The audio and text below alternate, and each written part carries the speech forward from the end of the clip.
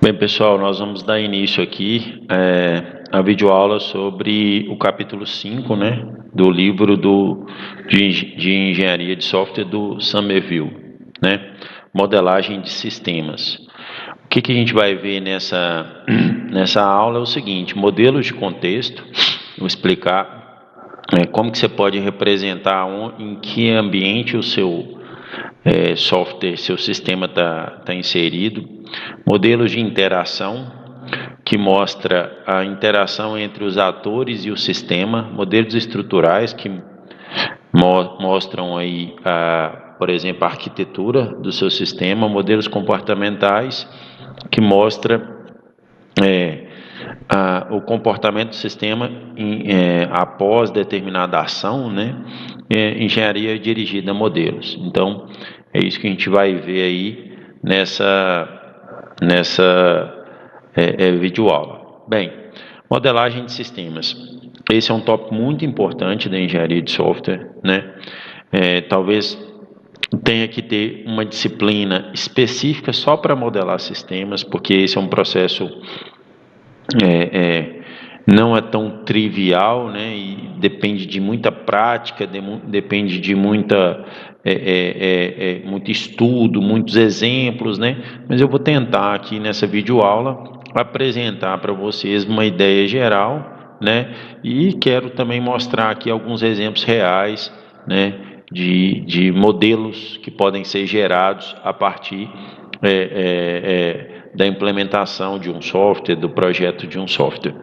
A modelagem de sistemas é o processo, né, ou seja, o conjunto de atividades de desenvolvimento de modelos abstratos de um sistema, de maneira que cada modelo apresenta uma visão, uma perspectiva diferente do sistema. É aquele negócio, né? Eu vou desenhar, eu vou modelar para explicar para os stakeholders, né, para as partes interessadas no projeto. Às vezes, um desenho, você consegue entender melhor o funcionamento do sistema, as características, o comportamento, as interações e etc. Então, é para isso que serve a modelagem de sistemas, né? Atualmente, a modelagem de sistemas se tornou a representação de um sistema usando algum tipo de notação gráfica, que hoje em dia quase sempre são baseados em notações UML, né, que significa Unified Modeling Language, né, linguagem de modelagem unificada. O UML é amplamente utilizada como a notação gráfica para modelagem de sistemas, né? Então, tem aí dezenas de livros, bons, excelentes livros, que explicam, né, os diagramas da UML e como construir modelos de sistema, né? Então, em linhas gerais, é a representação gráfica do seu sistema, né? A modelagem de sistemas ajuda o analista a entender a funcionalidade do sistema e os modelos são usados para a comunicação com os clientes, né? O cliente não entende o código-fonte, mas ele entende, por exemplo, um diagrama de sequência, né, que mostra ali os passos necessários para a execução daquela funcionalidade, né? O programador, o desenvolvedor já entende ambos, né? Normalmente para o programador isso é trivial, mas às vezes para o cliente não é tão trivial assim, né? Então a modelagem ajuda nesse processo. Modelo de sistemas existentes e planejados.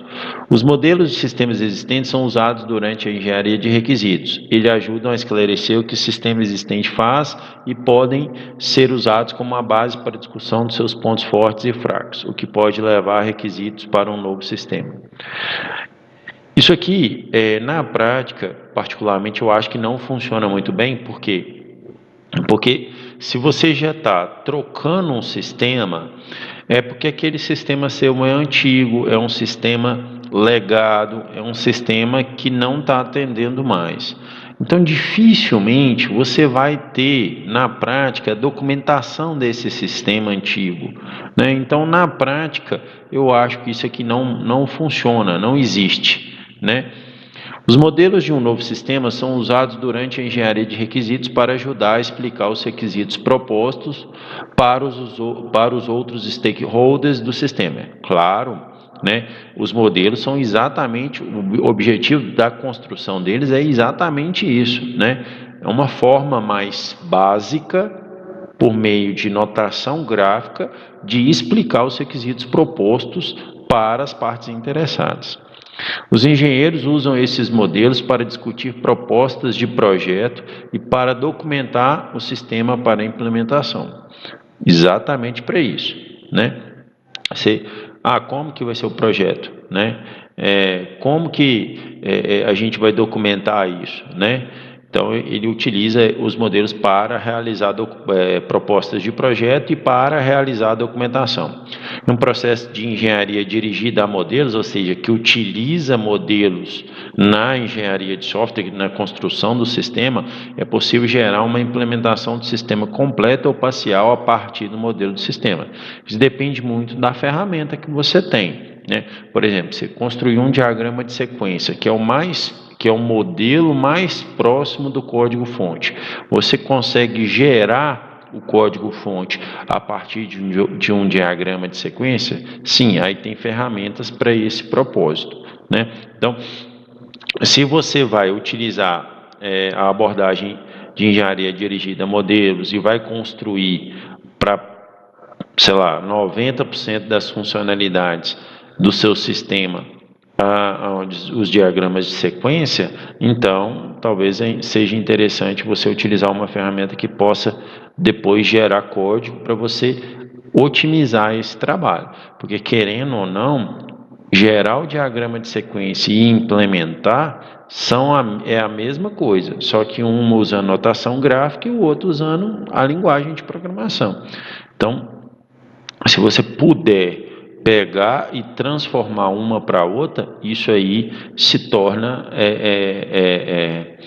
a implementação será mais rápida, né? Perspectivas de sistemas, né? Quais são as perspectivas, as visões que nós temos aí, né? De que um sistema existe na concepção, na construção de um sistema. Você tem a perspectiva interna, né?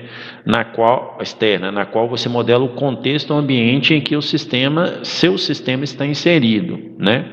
Então, você pode ter essa visão, né? Peraí, eu quero ter uma visão da onde que o meu sistema se localiza, em qual ambiente que ele está inserido. Você pode ter uma perspectiva de interação, em que você modela as interações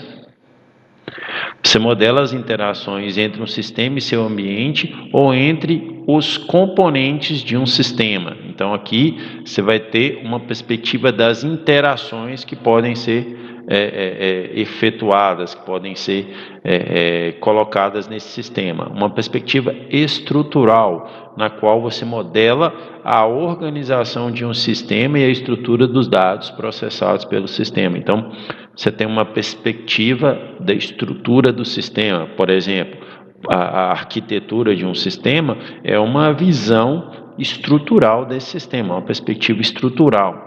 Uma perspectiva comportamental, em que você modela o comportamento dinâmico do sistema e como ele responde a eventos. Por exemplo, você tem os objetos do sistema e como eles interagem em si. É como se você estivesse executando o sistema. O diagrama de sequência, por exemplo, é uma perspectiva comportamental. O diagrama de classes que a gente vai ver já é uma perspectiva estrutural, né?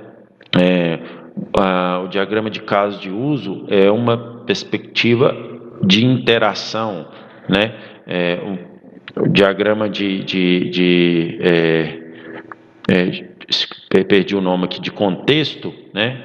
Aí já é uma perspectiva externa. Então, você tem na UML um ou mais diagramas para cada uma dessas perspectivas, né? Essa que é o objetivo da UML, é a linguagem que permite você criar modelos para cada uma dessas perspectivas aí que eu acabei de apresentar. Aí tem aí os tipos de diagrama UML, diagrama de atividades, né? Os diagramas de atividades que mostram as atividades envolvidas em um processo. Muito interessante isso aqui. Ele apresenta as atividades, porque isso aí é muito usado na modelagem de negócio, para você entender o contexto do sistema, do seu cliente, como que ele funciona, aonde você vai como é que vai funcionar as atividades do negócio do cara. Os diagramas de casos de uso, que mostram as interações entre um sistema e seu ambiente, né? Então, já é uma perspectiva da interação. Então, o diagrama de casos de uso vai mostrar como é que funciona essa interação. O diagrama de sequência, que mostra as interações entre os atores e os sistemas e entre os componentes do sistema, né? Os diagramas de classe, que mostram as classes de objetos no sistema e as associações entre elas. Os diagramas de estados, que mostram como o sistema reage a eventos internos e externos. Então, você tem aí esse conjunto de diagramas, né, o ML, que auxilia na engenharia dirigida a modelos, né. Uso de modelos gráficos como forma de facilitar a discussão sobre um sistema existente ou proposto, que está sendo proposto. Os modelos incompletos e incorretos podem ser usados, já que serve para auxiliar na discussão. Desnecessário isso aí, como uma forma de documentar um sistema existente. Então, os modelos são utilizados para isso, para facilitar a discussão, né? E também como uma forma de documentação. Os modelos devem ser uma representação precisa do sistema, mas não precisam estar completos, né? Como uma descrição detalhada do sistema, a qual pode ser usada para gerar uma implementação do sistema. Os modelos podem ser úteis para você descrever de forma detalhada, né? Os modelos gráficos podem ser úteis para você descrever de forma detalhada o sistema, e isso certamente vai facilitar na hora da implementação, né? Mas para isso os modelos precisam estar corretos e completos, né? Para você poder conseguir realizar a implementação. Então vamos lá. Modelos de contexto, né? Os modelos de contexto são usados para ilustrar o contexto operacional de um sistema. Eles mostram o que existe fora dos limites do sistema. Então, qual que é o contexto, né, operacional, né, que esse sistema vai inserir? Aí você vai conseguir capturar esse contexto, né, utilizando esse modelo, né. Interesses sociais e organizacionais podem afetar a decisão de onde posicionar os limites do sistema, né. Até onde vai o meu sistema, né? Até onde porque isso é muito importante, né? Você tomar essa decisão de qual é o limite do seu sistema. Não, isso aí já o meu sistema já não faz. Isso aí já é outro sistema, ou a empresa vai contratar uma outra, isso vai ser feito posteriormente, etc. Então, esses limites são muito importantes, essa definição. E o modelo de contexto, ele mostra isso. Modelos de arquitetura mostram o sistema e seu relacionamento com outros sistemas. Beleza. Limites dos sistemas. Os limites dos sistemas são estabelecidos para definir o que está dentro e o que está fora do sistema. Eles mostram outros sistemas que são usados ou dependem do sistema que está sendo desenvolvido. A posição do limite do sistema tem um efeito profundo nos requisitos. Claro, o limite é que vai definir quais são os requisitos daquele sistema, né? A definição de um limite é uma decisão política, isso é uma decisão que cabe à organização. Podem haver pressões para desenvolver limites de sistema que aumentam ou diminuam a influência ou carga de trabalho de diferentes partes de uma organização. Isso aí realmente mas isso é uma decisão política, e aí os stakeholders irão realizar essa definição. Aqui mostra um exemplo que ele foi apresentado em outra videoaula de um software para gerenciamento de pacientes com problemas de saúde mental, né? E aí mostra, esse software chama MHC PMS, da agora para frente eu vou chamar só de PMS para facilitar, né? Aqui mostra o contexto que o PMS ele está inserido, né? Então você tem um sistema PMS, que é o sistema de gerenciamento, né, de pacientes com problemas de saúde mental, né? E aqui mostra o contexto que ele está inserido, né? Ele tem aqui uma comunicação com o sistema de relatórios, com o sistema de estatística, sistema de agendamento, tem um sistema de prescrição, sistema de admissões, sistema de registro de pacientes. Então, ele mostra o contexto e os limites dele. Então, por exemplo, né, PMS, ele muito provavelmente não vai ter lá uma funcionalidade de agendamento de consulta. Ele não vai ter uma funcionalidade de prescrição, né, inserida nele. Por quê? Porque já existe um sistema de prescrição e também já existe um sistema de agendamento. Então, o contexto serve para delimitar, né, as ações, as funcionalidades do sistema em questão. Beleza. Perspectivas de processo. Os modelos de contexto mostram apenas os outros sistemas no ambiente e não como o sistema que está sendo desenvolvido é usado nesse ambiente. Os modelos de processo revelam como o sistema em desenvolvimento está sendo desenvolvido e como ele é utilizado em processos de negócio mais amplos. Isso que é muito importante, porque você tem um processo da empresa, aonde que o sistema PMS, ou como exemplo aqui, né, ele está atuando, né, ele é uma parte de um processo maior, né, aonde que ele está atuando. O diagrama de atividades da UML, os diagramas de atividades da UML podem ser usados para definir os modelos de processo de negócio.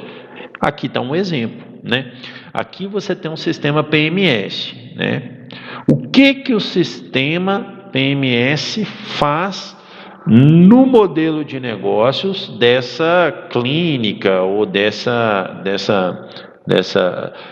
do contexto da internação de um paciente com problema de saúde mental, né? Ele está aqui, nessa parte aqui, e pela seta aqui, ele indica que registrar a decisão de internação é feita nele, né?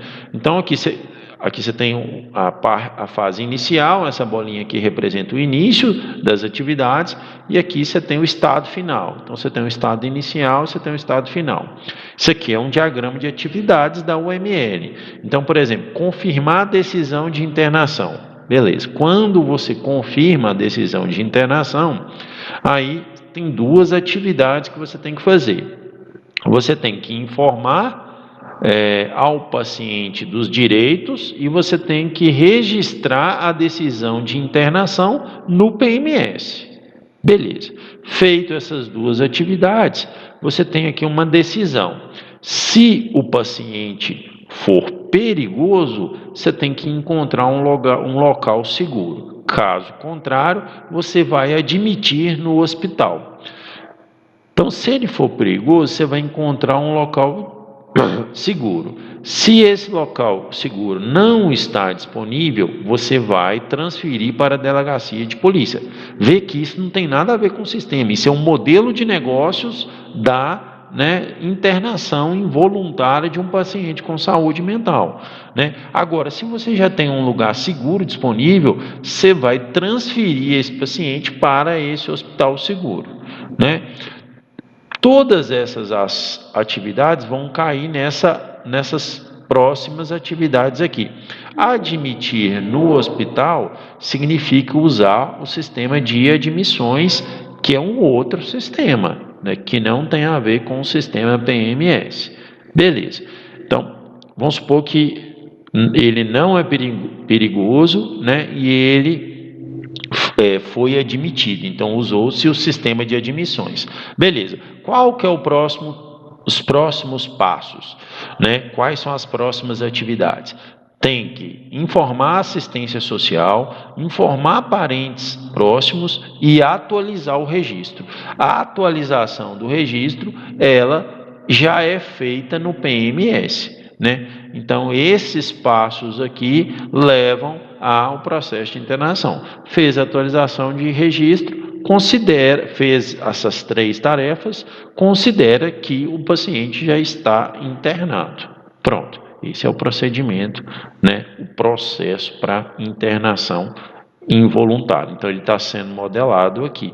Isso auxilia, né? Aonde que o sistema vai inserir, isso aqui para o programador é lindo, ele tem a noção de onde que o sistema vai atuar no modelo de negócios do cliente, né? Modelos de interação, aí a gente já está mudando aqui, ó. Então, modelos de contexto, né? Onde foi apresentado esse diagrama aqui, né? esse diagrama, né, o contexto do software PMS e também o modelo o diagrama de atividades que foi utilizado para modelar o contexto do software, né? Então, bem interessante, bem útil, importante. Agora a gente já está mudando, modelos de interação. A modelagem da interação do usuário é importante por auxiliar a identificar os requisitos do usuário. Lindo isso aqui, é muito útil. Se entender os atores e as interações. Modelar a interação sistema-sistema destaca os problemas de comunicação que possam vir a surgir. Ou seja, antever alguns problemas, né? Já resolve esses problemas.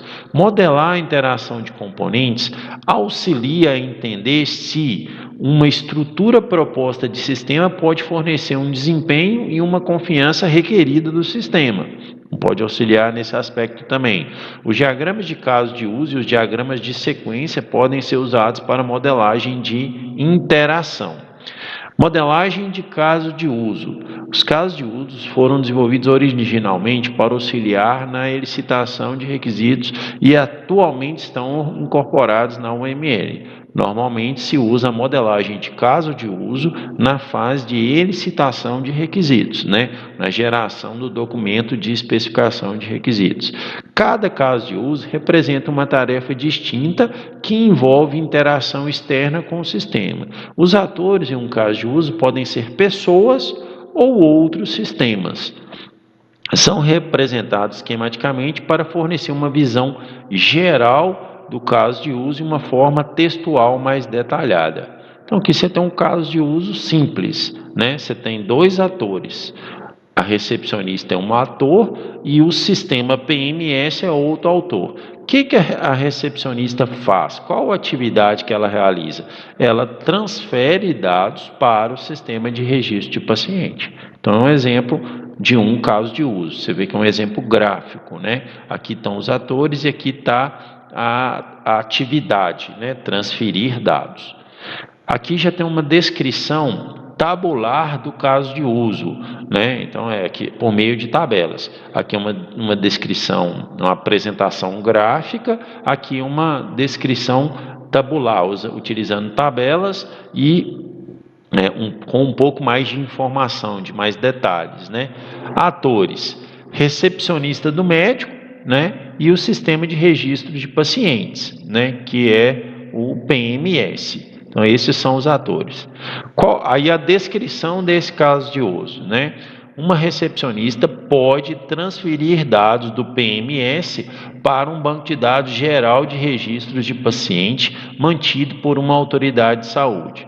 As informações transferidas podem ser atualizadas com as informações pessoais, endereço, telefone, etc., ou com o resumo do diagnóstico e tratamento do paciente. Quais são os dados? Informações pessoais do paciente, resumo do tratamento, estímulos, comando de usuário emitido pela recepcionista do médico. Resposta: confirmação de que o PRS foi atualizado, né?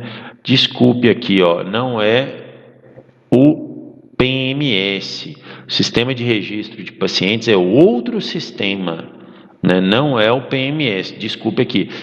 Agora que eu observei, ele é o PRS, é o sistema de registro de pacientes, que já existe. Só voltando aqui, é esse sistema aqui, Você tem um PMS e você tem um sistema de registro de pacientes. Então, é uma comunicação, no caso de uso, ele está estabelecendo exatamente isso, que a recepcionista irá transferir dados para o PRS e não para o que eu tinha falado aqui, que era o PMS, né?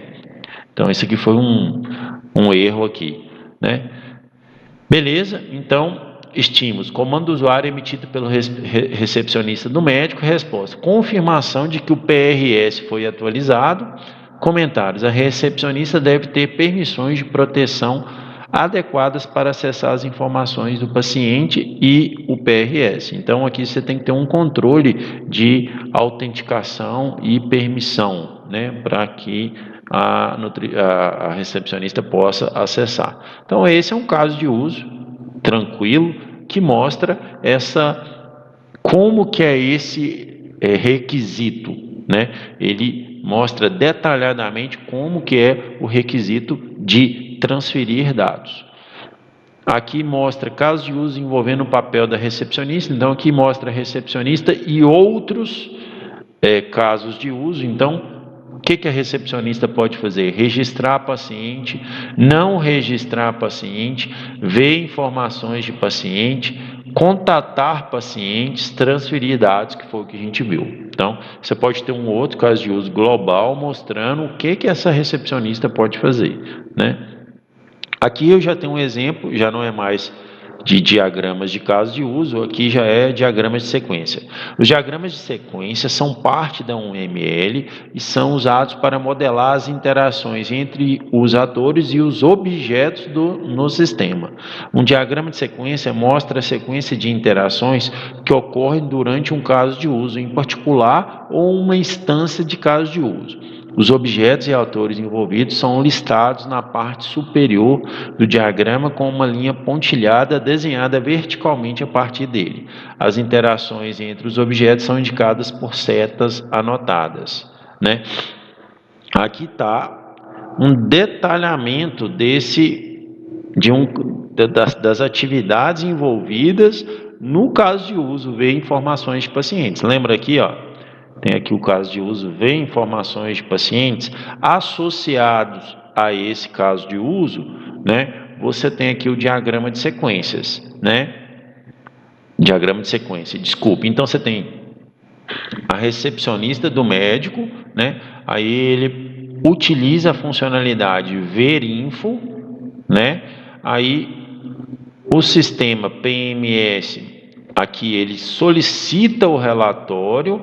Aí tem um objeto aqui de autorização que verifica se aquela recepcionista tem autorização. Se ela tiver retornado a autorização, ou seja, ela tem autorização, as informações de paciente são mostradas. Caso a autorização não seja ok, tem uma falha de autorização e aí erro sem acesso para realizar essa informação. Então aqui você dá um detalhamento de como é esse caso de uso, utilizando o diagrama de atividades, né? Aqui já tem o diagrama de sequência para transferir dados. Só para lembrar aqui, ó, transferir dados é um outro caso de uso envolvendo, né, o papel da recepcionista, né? Ou do recepcionista, né? Aí eu tenho aqui dois atores, eu tenho o recepcionista do médico e o PRS, que é o sistema de registro de pacientes, né? Aqui eu tenho os objetos, info paciente, o banco de dados do PMS e a parte relacionada à autorização. A recepcionista, ela realiza um login, ou seja, ela é autenticada, beleza. Depois que ela realiza o login, isso aqui retorna um ok para ela, dizendo que tudo bem, ela pode enviar a informação, né? Então, a recepcionista atualiza a informação, né? Depois, isso é enviado para o sistema para atualizar o PRS. Primeiro, solicita uma autorização para autorizar o PRS. Se ok, né? Então, atualiza o PRS no caso da atualização ok, né? Aí depois é retornada uma mensagem de ok para a recepcionista. Então, esse é o caso onde tudo deu certo, né? Você tem atualizar a informação, depois você tem atualizar PRS, depois você faz uma autenticação para atualizar o PRS, depois você atualiza o PRS, retorna uma mensagem de ok, ou seja, informação atualizada com sucesso. Essa mensagem de ok chega até ao objeto aqui do paciente, né? Beleza, aí você tem uma segunda atividade que é atualizar sumário. Aí tem esse processo de resumir. Aí o processo de resumir tem a autenticação no objeto de autorização aqui, né? Faz a autenticação, sumário é atualizado, atualização ok, mensagem de ok, Beleza, recepcionista, logout, sai do sistema. Então, esse é o controle, é o conjunto de atividades relacionadas a isso, né? Ao caso de uso, transferir dados. Então, isso aqui é um diagrama de atividades, né? Utilizado aí para detalhar isso aqui é um diagrama de sequência que é utilizado para detalhar a sequência de atividades inseridas no caso de uso, transferir dados. Bem, modelos estruturais. Agora já não é mais, aqui a gente estava vendo modelos de interação, né? Agora eu já tinha visto modelos de contexto, agora eu estou vendo modelos estruturais. Então, só para lembrar aqui, ó, nós vamos ver modelos estruturais, mas o diagrama de sequência, ele é um modelo de interação. Salvo engano, eu tinha falado que ele era um modelo ali de comportamento, né, que estava relacionado à perspectiva de comportamento. Mas não, o diagrama de sequência ele está relacionado à interação, né? Acho que eu tinha falado isso, salvo engano. Então, beleza, modelos estruturais. Modelos estruturais de software mostram a organização de um sistema em termos de seus componentes que compõem esse sistema e os seus relacionamentos, né? Os modelos estruturais podem ser modelos estáticos, que mostram a estrutura do projeto do sistema, ou modelos dinâmicos, que mostram a organização do sistema quando ele está em execução. Você cria modelos estruturais de um sistema quando se está discutindo e projetando a arquitetura do sistema. Aqui o tão famoso diagrama de classes, né?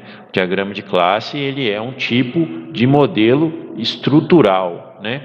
Os diagramas de classe são usados quando se está desenvolvendo um modelo de sistema orientado a objetos, para mostrar as classes em um sistema e associações entre elas.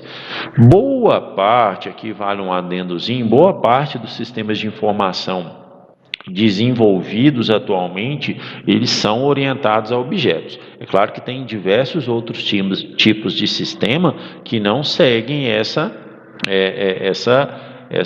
eles não são orientados a objetos, né? Por exemplo, sistema desenvolvido em C, né? C não é uma linguagem orientada a objetos. Certamente esse sistema não vai ter esse conceito de classes e objetos, né?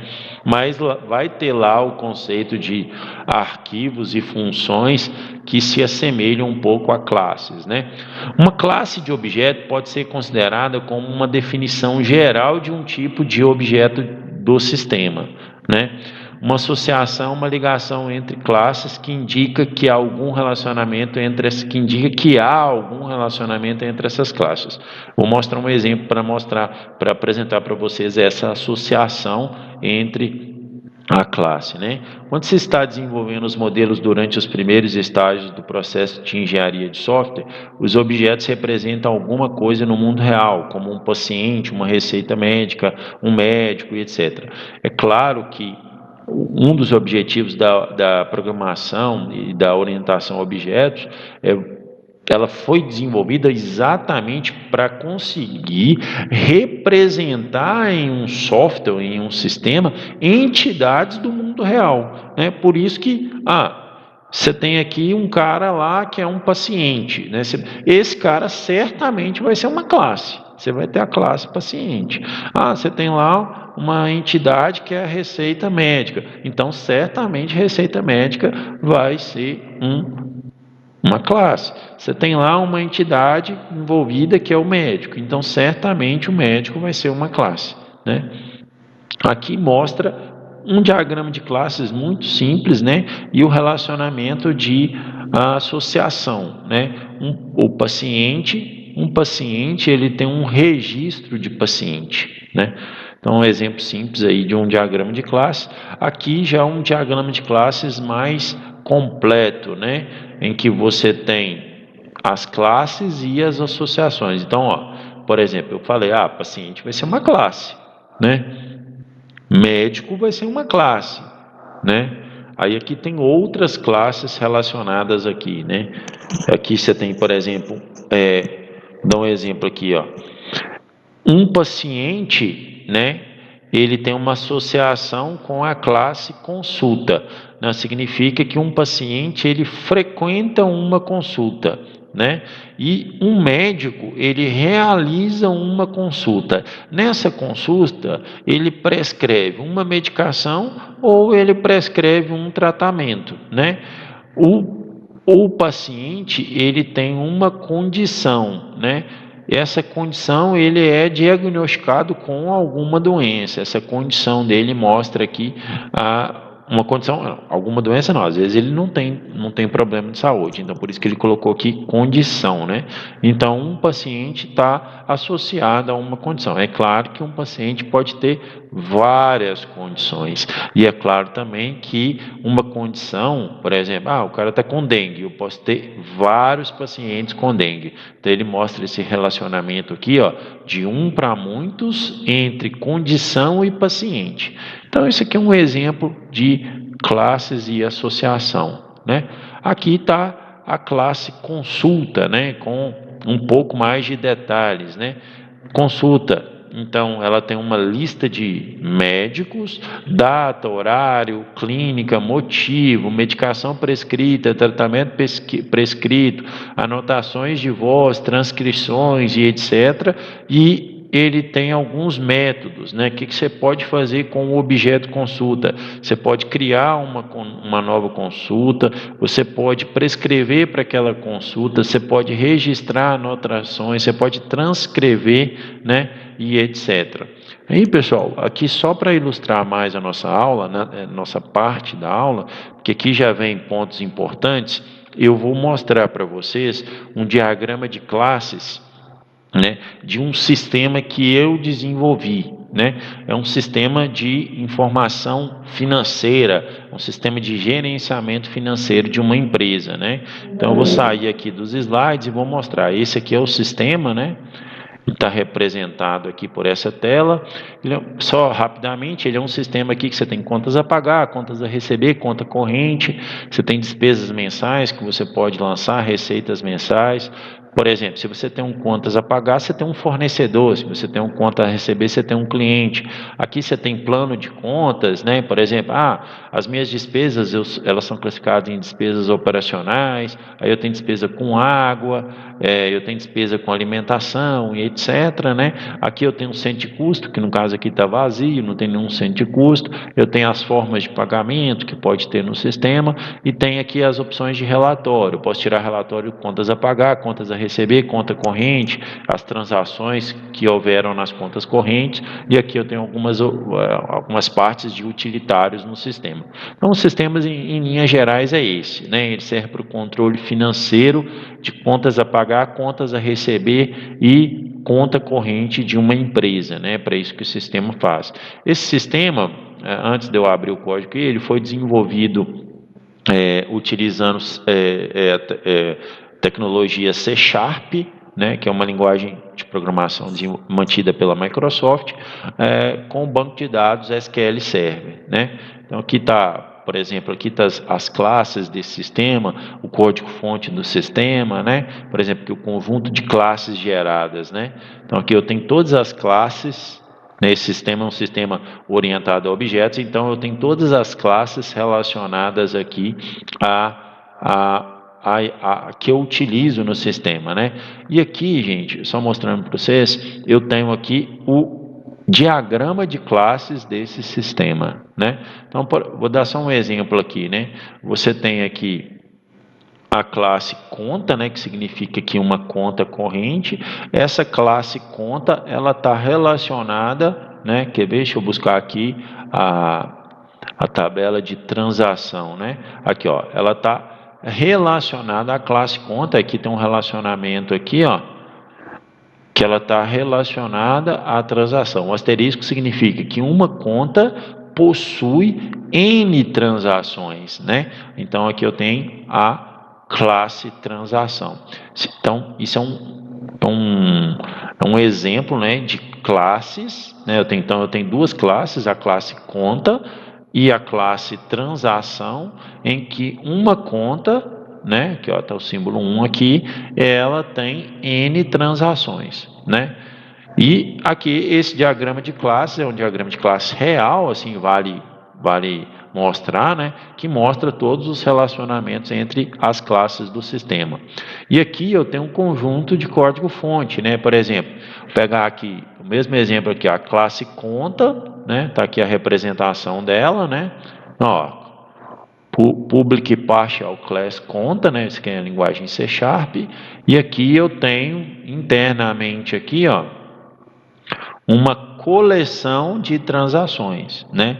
Então tem a representação no código-fonte desse relacionamento. Então, esse diagrama de classes aqui, ele foi implementado dessa forma aqui. Então tem os tipos e etc. Então isso mostra a importância de um diagrama de classes, né? Aí, só para completar também esse diagrama de classes, esse diagrama de classes aqui, eu coloquei à direita aqui, 3 classes que eu utilizo. Isso aqui é relacionado ao controle de autenticação do meu sistema, né? Autenticação e permissão. Então, eu tenho um usuário, né? O usuário, ele está associado a um perfil, né? Então, eu crio um perfil, por exemplo, perfil de administrador, né? E nesse perfil, eu gerencio as permissões que o administrador tem. Aí eu posso criar aqui um perfil, no exemplo, se esse sistema fosse semelhante ao PMS lá que eu apresentei, eu poderia aqui criar um perfil recepcionista e daria aqui as permissões para a recepcionista. Então eu teria, por exemplo, a Fátima é usuário. Aí eu teria o perfil recepcionista e o conjunto de permissões relacionadas à recepcionista. Veja só que aqui está asterisco, asterisco. O que significa esse asterisco, asterisco? Deixa eu dar um zoom aqui, né, só para apresentar para vocês aqui, ó. Significa que esse é um relacionamento de N para N. O que é isso? Um perfil, ele tem N permissões e uma permissão pode estar em N perfis. Então, é um relacionamento que a gente chama de N para N. Beleza, aqui está a classe perfil e a classe permissão. Beleza. Então, se você observar, se eu entrar lá dentro da classe permissão, eu vou ter uma lista de perfis. Se eu entrar dentro da classe perfil, eu vou ter uma lista de permissão. Então, vamos dar uma olhada lá no código. Eu vou entrar aqui dentro da classe perfil. Então, está aqui a classe perfil, né? Ela tem aqui, ó, uma coleção, ó, esse e-collection aqui, ó, significa que é uma coleção de permissões, né? E vamos ver ao contrário, eu tenho aqui permissão, né? Eu tenho aqui uma coleção de perfis. Então, está a representação aqui no diagrama de classes dessa estrutura. Aí, gente, só uma outra característica aqui também, que eu já falei isso em outras videoaulas, eu particularmente utilizo o desenvolvimento database first. O que é isso? Eu primeiro desenvolvo o banco de dados para depois gerar o diagrama de classes. É assim que eu trabalho, eu acho mais fácil. Agora, tem profissionais que fazem ao contrário, que geram um diagrama de classes e depois geram um banco de dados. Eu, particularmente, prefiro trabalhar com esse modelo que esses usuários, que esses programadores utilizam, chamam code first, ou seja, primeira codificação, depois o banco. O meu não, o meu é database first, que significa primeiro o banco de dados, depois a codificação. Então, essas classes aqui, ó, elas foram geradas do banco de dados, né? Então, eu utilizo essa abordagem aqui na minha implementação e, particularmente, funciona muito bem, né? Mas aqui eu tenho um diagrama de classes no meu sistema. Só uma particularidade aqui, por exemplo, no banco de dados, todo o relacionamento N para N, aqui está o diagrama de classes, né? Ele está representado aqui, asterisco, asterisco. Então, é um relacionamento de N para N. No banco de dados, esse relacionamento aqui, ele gera uma terceira tabela. Então, eu vou mostrar para vocês aqui o meu banco de dados. Aqui está o meu banco de dados. Aqui eu tenho uma tabela perfil, ó. Deixa eu mostrar ela para vocês. Aqui está a estrutura dela, quer ver? esse banco de dados que eu utilizo é um banco de dados SQL Server, né? Então aqui eu tenho a tabela perfil, isso aqui é uma linguagem SQL, né, para criação de banco de dados, e aqui eu tenho a tabela permissão, que está representada aqui, né? Então, ó, tabela permissão está representada aqui. E para gerar o relacionamento N para N, eu tive que criar uma tabela intermediária, né, que é a tabela perfil permissão, né, que está representada aqui. Ela tem um ID de perfil e um ID de permissão. Então, esse relacionamento aqui de N para N, para que ele possa ser implementado no banco de dados, eu tenho que ter a tabela perfil permissão. Então, a tabela aqui não mostra, ela não é apresentada, ela não é uma classe para mim. As classes são perfil e permissão, mas o relacionamento N para N eu tive que criar uma tabela que une as duas tabelas aqui para eu poder ter isso. Então essa é uma particularidade de implementação que eu estou apresentando para vocês, né? Então está aí o meu exemplo de um sistema aqui que utiliza a gestão financeira. Só para exemplificar aqui, ó, se eu for em usuários, aqui ó, eu tenho o usuário que é o perfil administrador, e aqui eu crio os usuários para aquele perfil de administrador. E se a gente observar aqui, ó, o que o perfil de administrador tem direito a fazer? Ele tem direito a cadastro de clientes, fornecedores, centros de custo, plano de contas, forma de pagamento. Ele tem acesso ao contas a pagar, contas a receber, contas correntes, despesas mensais, receitas mensais. Ele tem acesso ao relatório de transações e etc. Ele tem acesso a opções de usuários, ou seja, ele tem acesso a todas as partes do sistema, né? Então, essas aqui são as permissões existentes para esse usuário do perfil administrador.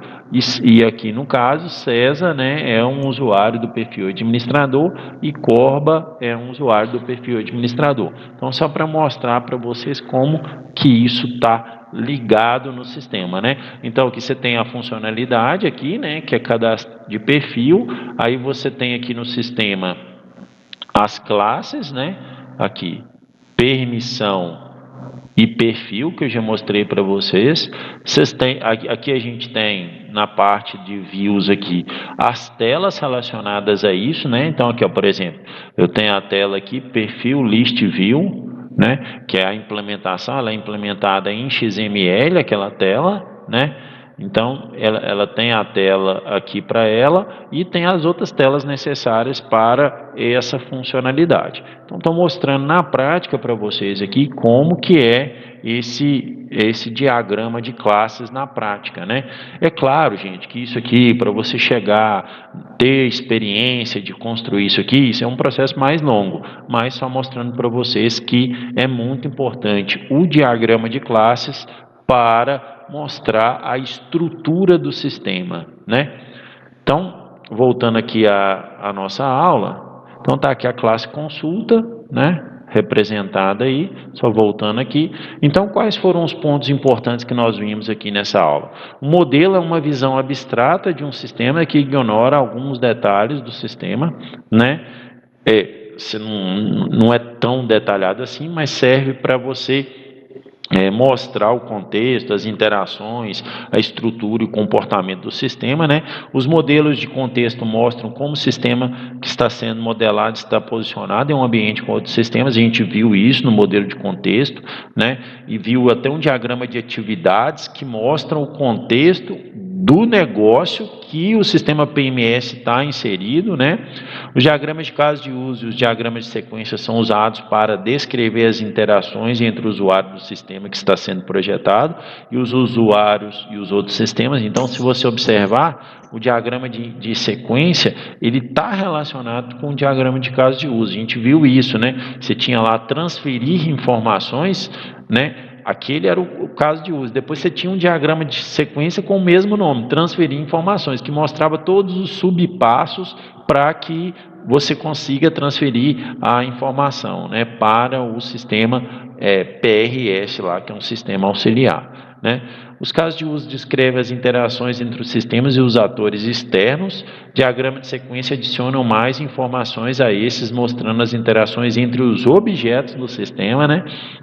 Modelos estruturais mostram a organização e a arquitetura do sistema. Eu acabei de mostrar para vocês aí o diagrama de classes do sistema financeiro que eu desenvolvi, né?